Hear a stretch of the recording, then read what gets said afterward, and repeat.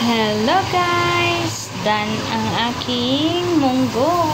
Masarap ang aking munggo mga kalumian. Ito guys. Ang munggo ko ay may kalabasa, talong, at saka lipon. And spinach. It's yummy mga kalumian.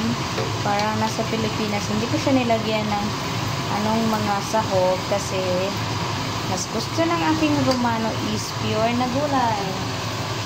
So, ayan na ito mga kalamian. Ready na ang ating kainan.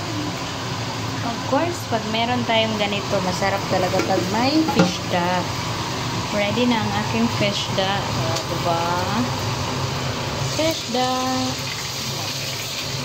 That's yummy. Let's eat mga lamyon. Of course, hindi mawala ang aking rice is life. Kainan na mga guys. Kainan na.